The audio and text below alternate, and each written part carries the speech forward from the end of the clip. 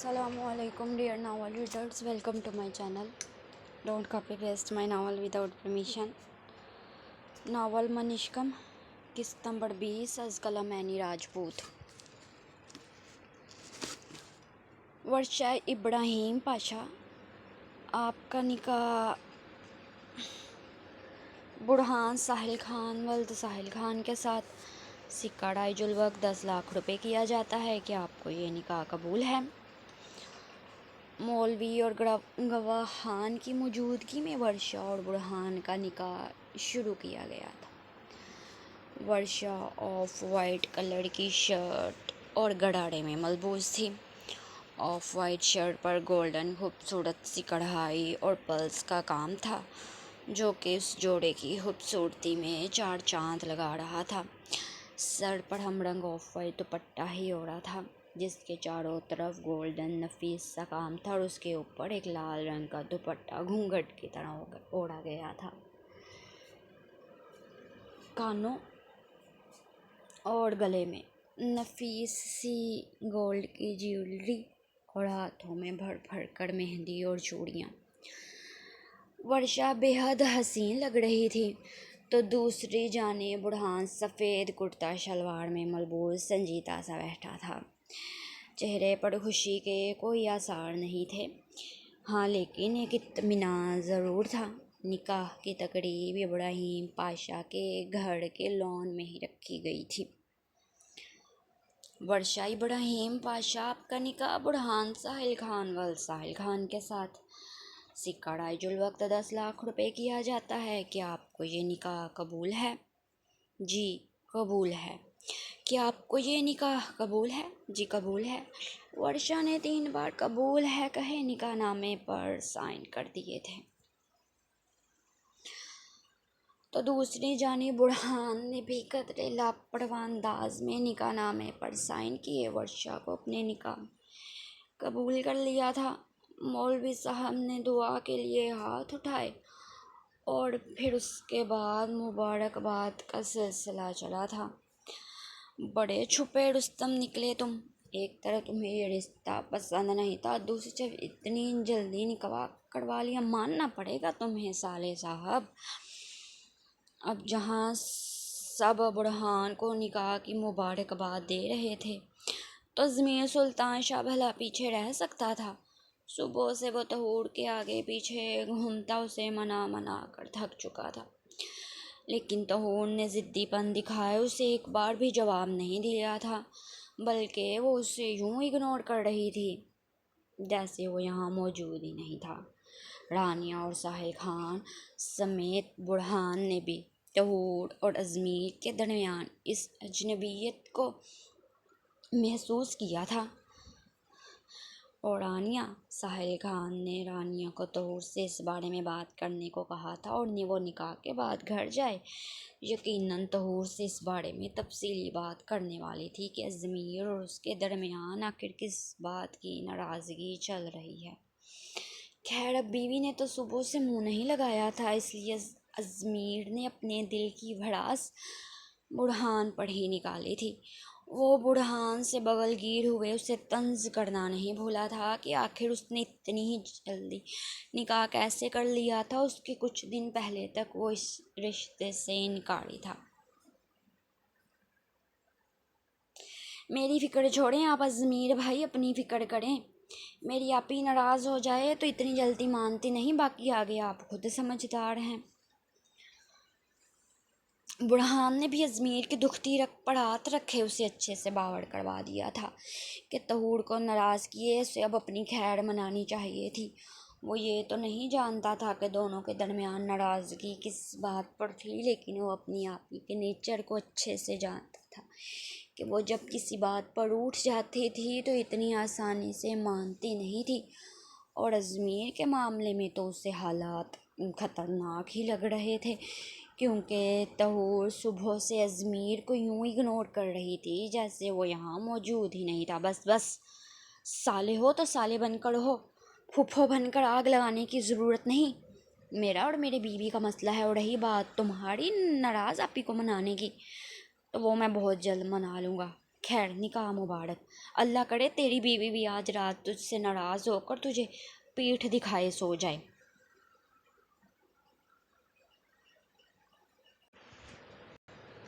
برہان کے یوں اس کے اور طہور کی ناراضگی پر طنز کرنے پر ازمیر نے جل بھن کر دانت پیستے اسے جواب دیا اور آخر میں نکاح کی مبارکباد دیے۔ دل ہی دل میں اسے دعا بلکہ بد دعا دی تھی کہ شادی کی پہلی رات اس کی بیوی بھی اس سے ناراض ہو کر منہ موڑ کر سو جائے تاکہ اسے ازمیر کی تکلیف کا احساس ہو۔ ازمیر برہان کی کمر پر ایک زوردار تھپکی دیے پیچھے ہٹا اور پھر ساحل خان کے قریب آ کر کھڑا ہوا تھا۔ ساحل چاچو، آپ کے دونوں بچے ہی نمونے ہیں، ایک بولنے پر آئے تو پٹر پٹر زبان چلائے ہی جاتا ہے اور دوسری ناراض ہو تو یہی بھول جاتی ہے کہ اس کے منہ میں زبان بھی ہے جس سے اسے بات کرنی ہے۔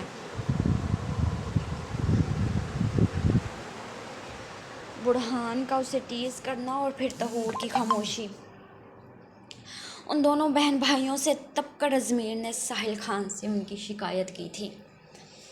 خیر نمونے تو تم بھی کم نہیں ہو، کس بات پر میری بیٹی کو ناراض کر رکھا ہے؟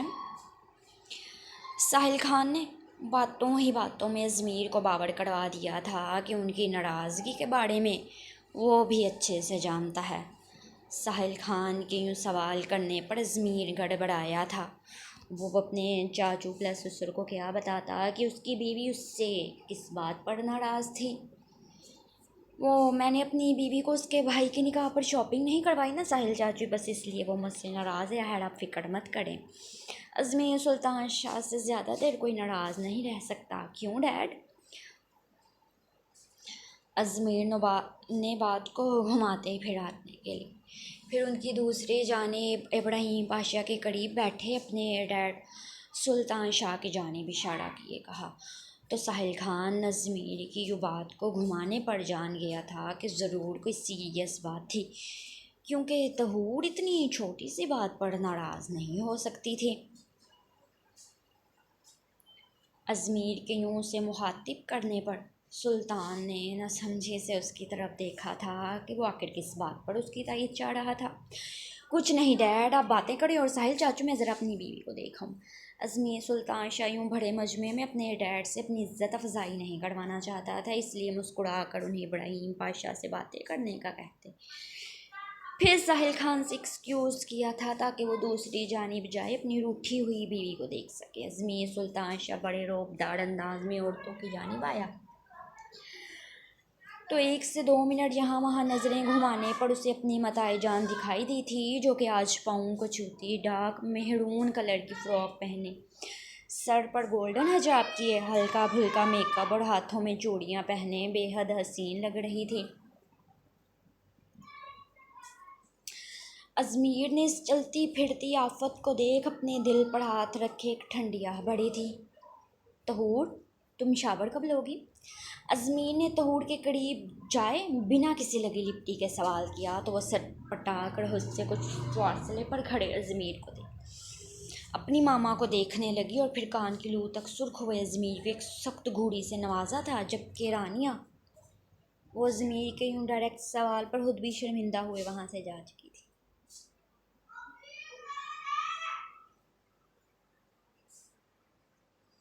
شرم کیا بیچ کھائی ہے آپ نے؟ ہاں تم یہیں سمجھ لو، لیکن میرے سوال کا جواب دو۔ ازمیر نے طہور کے سہ لہجے کی پرواہ کیے بنا ڈھٹائی پن دکھاتے ایک بار پھر سے اپنا سوال دہرایا تھا۔ اب آپ ایسا کچھ بھی جاننے کا حق نہیں رکھتے، طہور نے بھی ڈھٹائی پن دکھاتے ازمیر کو ٹکے سا جواب دیا، اور اس سے پہلے کہ وہ لٹھ مار انداز میں اس سے دور ہوتی، ازمیر نے طہور کی کلائی کو اپنے ہاتھ کی گرفت میں لے لیا تھا۔ تمہیں پہلے بھی سمجھا چکا ہوں گلابو کہ مجھ سے ناراض ہونے کا تمہیں پورا حق ہے، لیکن دور جانے کا نہیں۔ خیر بہت ہو گئی یہ ناراضگی، مجھے میرے سوال کا جواب دو۔ ازمیر نے بنا آس پاس موجود مہمانوں کی پرواہ کیے طہور کی کلائی پر گرفت مضبوط کرتے دبے دبے لہجے میں گڑا کر ایک بار پھر سے اپنا سوال دہرایا تھا۔ طہور کا یوں اس سے دور ہونا ازمیر کو بار بار غصہ دلا جاتا تھا۔ میرا ہاتھ چھوڑیں ازمیر۔ طہور کی ناراضگی جوں کی توں تھی، وہ ازمیر کے بن چکڑی چکڑی باتوں اور لمس میں آئی اس کی کسی غیر لڑکی کے ساتھ تصاویر کو نہیں بھول سکتی تھی۔ نہیں چھوڑوں گا، تمہارا ہاتھ کیا کر لو گی؟ ازمیر نے طہور کا ہاتھ چھوڑنے کی بجائے مزید مضبوطی سے تھاما کہ ازمیر کی سخت گرفت پر تہور کی کلائی میں موجود کانچ کی 2 سے 3 چوڑیاں ٹوٹ کر زمین بوس ہوئی تھی اور اس میں سے ایک تہور کی کلائی پر بھی لگ گئی تھی، جسے محسوس کیے تہور نے بے ساختہ سسکی بھرتے نم آنکھوں سے ازمیر کی جانب دیکھا تھا۔ ازمیر نے تہور کے چہرے پر تکلیف کے آثار دیکھتے فوراً ہی اس کی کلائی پر اپنے ہاتھ کی گرفت ڈھیلی کی تھی، اور وہی ہوا جس بات کا ڈر تھا، اس کی کلائی پر چوڑی لگنے کی وجہ سے خون کی نمودار ہوئی تھی۔ آئی ایم ریئلی سوری تہور، میرا مقصد تمہیں ہرٹ کرنا نہیں تھا۔ ازمیر کو اپنی بے خودی پر بے حد شرمندگی ہوئی تھی، وہ تہور کو تکلیف تو ہرگز بھی نہیں دینا چاہتا تھا۔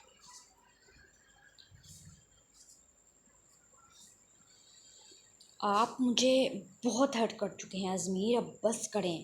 تہور نے اپنی کلائی کو جھٹکتے ازمیر کے ہاتھ سے آزاد کروایا اور پھر ٹوٹے ہوئے دل سے یہ الفاظ کہے۔ ازمیر سے دور جا چکی تھی اور ازمیر وہ اس کی پشت کو ہی دیکھتا رہ گیا تھا، جانتا تھا یہ الفاظ اس نے کس بارے میں بولے تھے۔ نکاح کے بعد ورشا اور برہان کو ایک ساتھ بٹھا دیا گیا تھا۔ برہان ورشا کے اس روپ کو دیکھنے کے بعد جیسے پلکیں جھپکانا بھول گیا تھا۔ اسے یقین نہیں ہو رہا تھا کہ یہ وہی جینز شرٹ پہننے والی ورشا تھی، کیونکہ وہ اس وقت آف وائٹ خوبصورت سے جوڑے میں آسمان سے اتری کوئی پری لگ رہی تھی۔ دوسری طرف ورشا، وہ آج محرم کے روپ میں برہان کے قریب بیٹھے گھبرا رہی تھی، جبکہ دل ہی دل میں خوش بھی تھی کہ اس کی محبت اسے مل چکی تھی۔ نکاح چونکہ ہو چکا تھا، اس لیے سب مہمانوں کو کھانا سرو کیا جانے لگا۔ اب کیا تمہارا یہیں رکنے کا ارادہ ہے؟ برہان کو مسلسل اسٹیج پر بیٹھا دیکھ ساحل خان نے قریب آئے دانت کچکچائے کہا تھا، پہلے یہ لڑکا اس رشتے سے انکار کر رہا تھا اور پھر نکاح کی ضد کرنے لگا، اور اب نکاح ہو چکا تھا تو ورشا کے قریب سے ہی نہیں اٹھ رہا تھا، جیسے ان دونوں کے لو میرج اور ورشا سے بے انتہا محبت کرتا ہو۔ اب چونکہ رات کے 8 بج چکے تھے، اس لیے ساحل خان نے اسٹیج پر آئے برہان کو مخاطب کیا تھا۔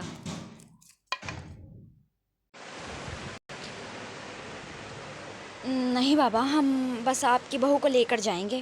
برہان خان نے گویا اپنے بابا کے سر پر دھماکہ کیا تھا۔ کیا مطلب کہ بہو کو لے کر جا رہے ہیں؟ نہ چاہتے ہوئے بھی ساحل خان کی آواز بلند ہو گئی تھی۔ یہ لڑکا ان کے دماغ کی دہی کر رہا تھا۔ بالکل صاف اور سادہ مطلب ہے بابا، نکاح ہو چکا ہے تو ورشا میرے ساتھ جائے گی۔ برہان کی بات کو سنتے اب کی بار ورشا کے سر پر بھی دھماکہ ہوا تھا۔ وہ بے یقینی سے برہان کو دیکھنے لگی، جو کہ کب سے اس کی قریب بت بنے بیٹھا تھا اور اب یوں اچانک اس سے محبت جتائے رخصتی کے لیے کہہ رہا تھا۔ برہان، تمہارا دماغ خراب ہو گیا ہے کیا؟ ایسا کچھ نہیں ہونے والا۔ ابراہیم پاشا نے رخصتی تم دونوں کی پڑھائی کے بعد کرنی ہے، ہم دونوں میں یہ بات طے ہو چکی ہے۔ ساحل خان نے دانت پیستے برہان کو اپنی اور ابراہیم پاشا کے درمیان ہونے والی بات سے آگاہ کیا تھا کہ وہ اس بارے میں پہلے ہی بات کر چکے تھے۔ نکاح وہ بھی کر لیتے ہیں، لیکن رخصتی ان دونوں کی پڑھائی ختم ہونے کے بعد، یعنی کہ 2 سال کے بعد ہی ہوگی۔ اس میں دماغ خراب ہونے والی کیا بات ہے بابا؟ نکاح میرا ہوا ہے نا، تو میری ہی بات مانی جائے گی۔ میں آج ابھی اور اسی وقت ورشا کی رخصتی چاہتا ہوں، وہ اب میری بیوی ہے اور میرے ساتھ ہی جائے گی۔ برہان خان کو اپنے ڈیڈ سے یوں زبان لڑانے میں ڈر تو لگ رہا تھا، لیکن وہ اتنی آسانی سے پیچھے بھی نہیں ہٹنے والا تھا۔ اس نے ورشا سے نکاح رخصتی کے لیے ہی تو کیا تھا، ورنہ وہ یہ نکاح 2 سال بعد بھی تو کر سکتا تھا۔ میرا خیال ہے کہ ہمیں اندر چل کر بات کرنی چاہیے، ابراہیم پاشا نے مہمانوں کا لحاظ کرتے اسٹیج پر آئے ساحل خان سے کہا تھا۔ وہ نہیں چاہتے تھے کہ ان کے بلائے گئے مہمان ان باتوں کو سنیں جس پر ساحل خان نے اپنا غصہ ضبط کرتے ہاں میں سر ہلایا۔ کچھ ہی دیر کے بعد مہمانوں کو رخصت کیے ابراہیم پاشا اور ورشا سمیت برہان اور اس کی پوری فیملی لاؤنج میں موجود صوفوں پر براجمان تھے۔ سب کی خونخوار نظروں کا رخ برہان کی طرف تھا۔ وہ سب اسے یوں گھور رہے تھے جیسے کچا چبا جائیں گے۔ دیکھا گلابو، میں نہیں کہتا تھا کہ صالح صاحب بہت پہنچی ہوئی چیز ہے۔ ازمیر، جو کہ طہور سے کچھ فاصلے پر بیٹھا تھا، اپنی شرٹ کی کالر ٹھیک کرنے کے بہانے طہور کے کان کے قریب جھکتے سرگوشی کی تھی۔ ساتھ ہی اس نے ایک نظر بڑھان پر ڈالی جو کہ سب کی نظروں سے سہم کر اب اپنا سر جھکا کر بیٹھ گیا تھا۔ سامنے ہی صوفے پر ابراہیم پاشا ورشا کا ہاتھ تھام بیٹھے تھے۔ دل تھا کہ تیزی سے دھڑک رہا تھا، وہ بھی مینٹلی طور پر ورشا کی رخصتی کے حق میں نہیں تھے۔ وہ تو یہ سوچ کر بیٹھے تھے کہ ابھی 2 سال تک ان کے پاس ہی ہے، پھر ہی وہ اس کی رخصتی کریں گے، لیکن اب برہان کا یوں رخصتی کا کہنا ان کو ایموشنل کر گیا تھا۔ وہیں ورشا، وہ بھی ابھی اتنی جلدی یہ رخصتی نہیں چاہ رہی تھی۔ میرے خیال سے ہم بڑوں میں جو بات طے ہو چکی تھی وہی آخری ہے۔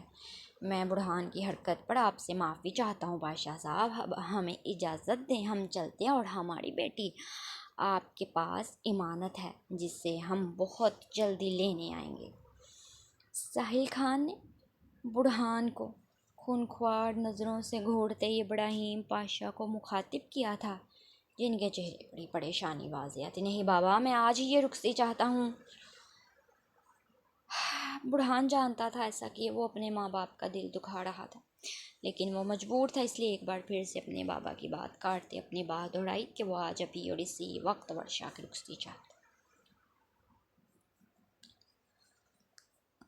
تم اپنی بکواس بند رکھو برہان۔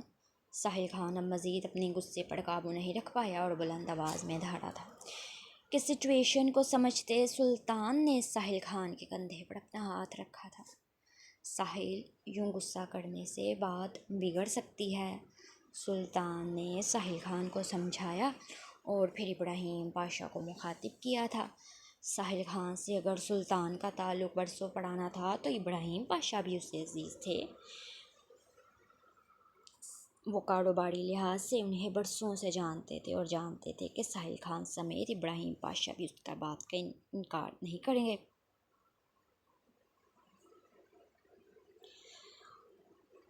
اس لیے سچویشن کو سمجھتے سلطان نے یہی فیصلہ کیا کہ ابراہیم پاشا کو ورشا کی رخصتی کر دینی چاہیے، اور ویسے بھی نکاح ہو چکا تھا تو ایسے میں برہان کا رخصتی کی بات کرنا کوئی گناہ تو نہیں تھا جو سب اسے یوں ڈانٹ رہے تھے۔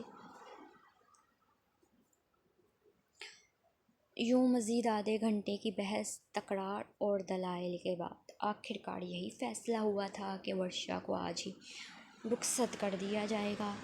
ساحل خان اور رانیہ برہان کی بات ماننے پر مجبور ہو گئے تھے۔ ورشا اپنے ڈیڈ کے سینے سے لگے پھوٹ پھوٹ کر رونے لگی تھی۔ وہ ابھی ذہنی طور پر اس رخصتی کے لیے تیار نہیں تھی، لیکن اب اس کے ڈیڈ نے بھی برہان کے حق میں فیصلہ دیتے اس کی رخصتی کا اعلان کیا تو ورشا کی آنکھوں سے بے اختیار آنسو بہنے لگے تھے۔ کتنی ہی دیر وہ دونوں باپ بیٹی یوں ہی ایک دوسرے کی باہوں میں روتے رہے، پھر ساحل خان کے اشارے پر رانیہ نے آگے بڑھے ورشا کو سہارا دی اپنے سینے سے لگایا تھا۔ وہ جانتی تھی ایک لڑکی کے لیے یہ وقت کتنا مشکل ہوتا تھا، اور ورشا کو بھلا پھسلا کر گاڑی تک لے آئی تھی جہاں برہان پہلے سے ہی بیٹھا اپنے ماما بابا اور ورشا کا انتظار کر رہا تھا۔ ساحل خان فرنٹ سیٹ کا دروازہ کھولے برہان کے ساتھ بیٹھا، جبکہ رانیہ ورشا کو لیے پچھلی سیٹ پر بیٹھ چکی تھی۔ برہان نے اپنے ڈیڈ کی سخت گھوڑیوں کو ہد پر محسوس کرتے تھوک نگلتے گاڑی سٹارٹ کر دی تھی۔ میرے خیال سے اب تمہیں بھی طہور کو لے کر حویلی واپس آنا چاہیے۔ سلطان کی توپوں کا رخ اب ازمیر کی جانب تھا، جو کہ طہور کے ساتھ ساتھ خود بھی پچھلے 2 دن سے حویلی نہیں آیا تھا۔ میں تو آپ کی بہو کو کہہ رہا ہوں ڈیڈ کہ وہ میرے ساتھ حویلی چلے، لیکن اسے یہ اپنے بھائی کے نکاح کی اس قدر خوشی ہے کہ وہ بھی مزید رکنا چاہ رہی ہے۔ ازمیر نے طہور کی جانب دیکھتے طنز کیے صاف گوئی سے اپنے ڈیڈ کو جواب دیا تھا کہ وہ تو واپس حویلی لوٹنا چاہ رہا تھا، لیکن طہور انکار کر رہی تھی۔ جب ازمیر کی بات کو سنتے سلطان نے اب طہور کی جانب دیکھا تھا اور سلطان شاہ کی نظروں کو ہد پر محسوس کرتے طہور گڑبڑائی تھی۔ وہ انکل، وہ میں ابھی کچھ دن ماما کی طرف رہنا چاہتی ہوں، وہ ان کی طبیعت ٹھیک نہیں ہے، گھر میں تقریب کی وجہ سے وہ کافی تھک چکی ہیں۔ طہور نے ڈرتے ڈرتے ہی سلطان شاہ سے کہا تھا ایسا نہیں تھا کہ وہ طہور کے ساتھ سختی کرتے تھے، لیکن ان کے غصے سے وہ اچھے سے واقف تھی۔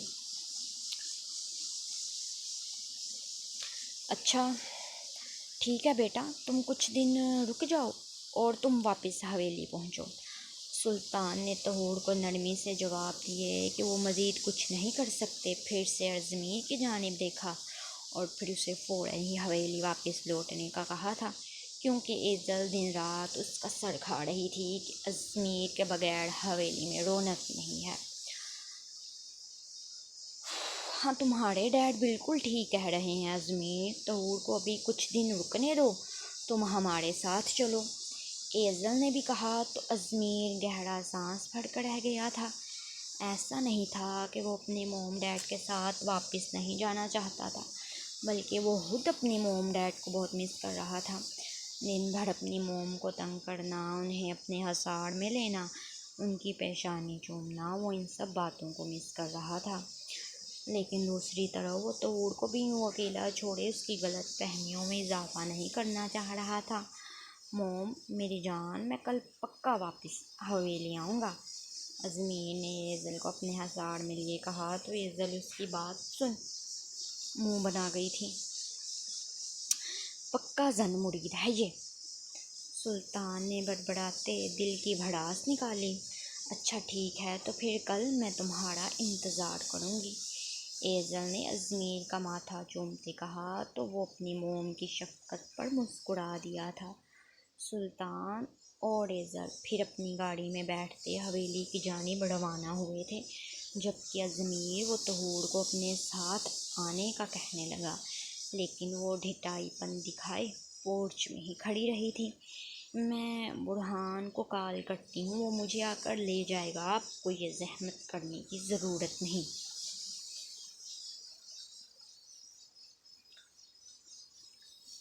طہور ازمیر کی بے باکیوں سے ڈرتے یوں اکیلے اس کے ساتھ نہیں گاڑی میں نہیں جانا چاہ رہی تھی، اس لیے ابھی اپنے ہاتھ میں موجود ہینڈ بیگ سے موبائل نکالتے وہ برہان کو کال کرتی کہ ازمیر نے پھرتی سے اس کے ہاتھ سے ہینڈ بیگ کھینچا تھا اور پھر گاڑی کی پچھلی سیٹ کا دروازہ کھولتے طہور کے ہینڈ بیگ کو وہاں رکھا تھا۔ اب یہ کچھ زیادہ ہو رہا ہے گلابو، میں تمہارا شوہر ہوں، کوئی اجنبی تو نہیں جو تم میرے ساتھ اکیلے جانے میں ہچکچا رہی ہو۔ ابھی اندر بیٹھو، ورنہ مجھے تو تمہیں اپنی باہوں میں بھر کر اندر بٹھانے میں کوئی دقت نہیں ہوگی۔ ہاں البتہ تم ضرور شرما جاؤ گی۔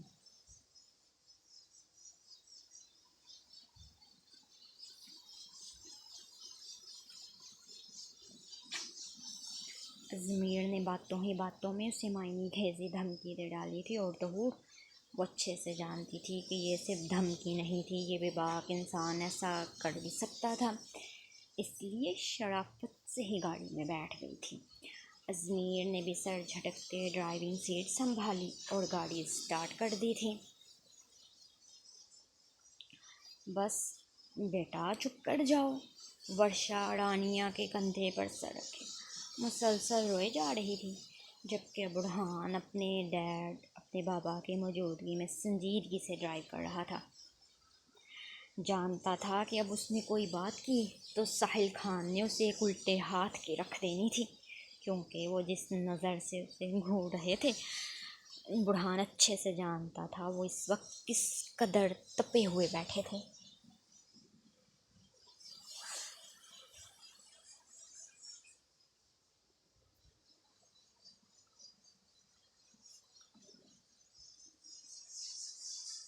رانیہ ورشا کا ہاتھ تھامے اسے مسلسل تسلی دے رہی تھی۔ ہاں جانتی تھیں اچانک رخصتی کا فیصلہ کرنے پر ورشا بہت زیادہ اداس ہو چکی تھی، وہ اپنے ڈیڈ کے سینے سے لگے جس قدر روئی تھی۔ رانیہ اس کی اپنے ڈیڈ سے اٹیچمنٹ کو اچھے سے محسوس کر سکتی تھی، لیکن اپنے بیٹے کی ضد کے آگے وہ سب مجبور تھے۔ ویسے تو میرے آگے پیچھے گھومتی رہتی تھی کہ برہان میں آپ سے بہت محبت کرتی ہوں، آپ سے شادی کرنا چاہتی ہوں، آپ کی محرم بننا چاہتی ہوں، اور اب جب محرم بنا لیا ہے تو اس کا رونا ہی بند نہیں ہو رہا۔ خدا نخواستہ اتنا ڈرونا بھی نہیں ہوں میں جو یہ روئے جا رہی ہے۔ بڑھان یہ بات دل میں سوچتے سنجیدگی سے ڈرائیونگ کر رہا تھا۔ کچھ ہی دیر میں ان کی گاڑی گھر کے بالکل سامنے آ کر رکی تھی، اور پھر ساحل خان بڑھان کو ایک سخت گھوڑی سے نوازتے دروازہ کھولے اندر آیا تھا۔ اس کے پیچھے ہرانیہ بھی ورشا کو سنبھالے اندر داخل ہوئی تھی، جبکہ بڑھان وہ ایک گہرا سانس مٹ رہ گیا تھا۔ اپنے ماما بابا کو وہ اچھے سے جانتا تھا کہ ان کی ناراضگی کچھ پل کی تھی، وہ اس سے زیادہ دیر ناراض رہ ہی نہیں سکتے تھے۔ بس انہیں سوچوں میں گم ڈرائیونگ سیٹ سے اترتے اندر داخل ہوا تھا۔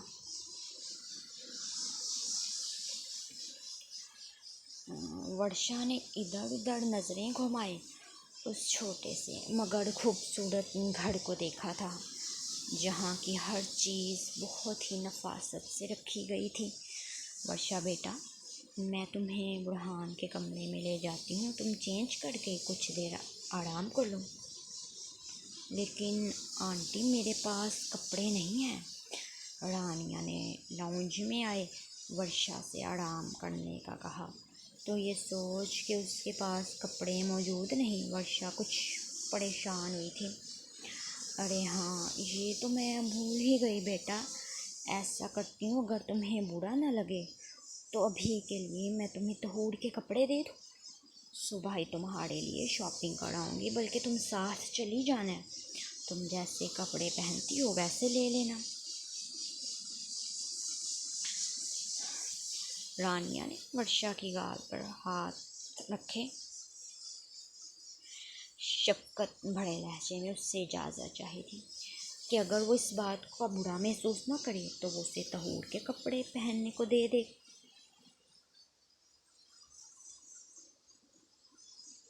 ارے یہ آپ کیسی بات کر رہی ہیں آنٹی؟ طہور آپی میری بڑی بہن ہے، اور اپنی بہن کے کپڑے پہننے میں بھلا کیسی شرم؟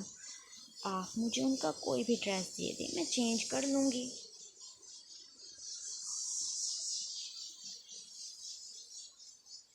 ورشا کی بات کو سن رانیہ مسکراتی تھی اور پھر اسے لیے بڑھان کے کمرے میں داخل ہوئی تھی۔ تم یہاں بیٹھو، میں ابھی کپڑے لے کر آتی ہوں۔ ورشا کو بیڈ پر بٹھائے رانیہ پھر اس کے لیے کپڑے لینے گئی تھی، جب اگلے ہی پل بڑھان کمرے میں داخل ہوا تھا۔